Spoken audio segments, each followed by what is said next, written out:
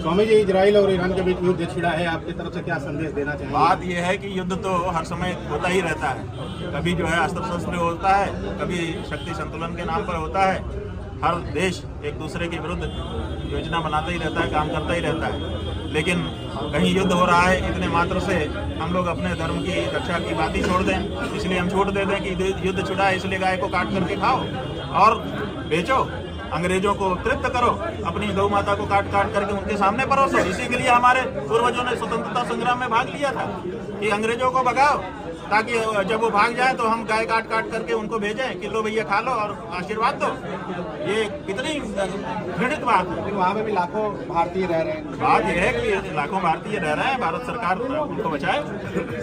इस युद्ध और आपके युद्ध में क्या अंतर है? शांति की कामना करते हैं। इस युद्ध और धर्म युद्ध में क्या अंतर है? देखिए, ये युद्ध जो है इसीलिए हो रहा है क्योंकि धर्म युद्ध लड़ने बंद हो गए।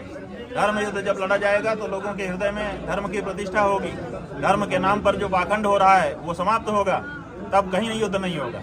इसलिए जब पाखंड बढ़ जाता है तभी तो इस तरह के युद्ध होते हैं, जब लोग अपने आप को दिखाते हैं। अमेरिका दिखाता है कि हम तो, वहाँ का राष्ट्रपति कहता है कि हमें नोबेल शांति का दिया जाना चाहिए और युद्ध का सारा इंतजाम वही करता है। तो जहाँ ये ढोंग है, तो ऐसा ढोंग जब संसार में फैल जाता है और ढोंग पर अंकुश नहीं लगाया जाता है तो फिर इस तरह के युद्ध होते हैं जो अब हो रहे हैं। इसलिए धर्म युद्ध बहुत जरूरी है ताकि ऐसे भौतिक युद्ध ना हो और जान माल की क्षति लोगों की ना हो। आपके धर्म युद्ध में क्या होगा?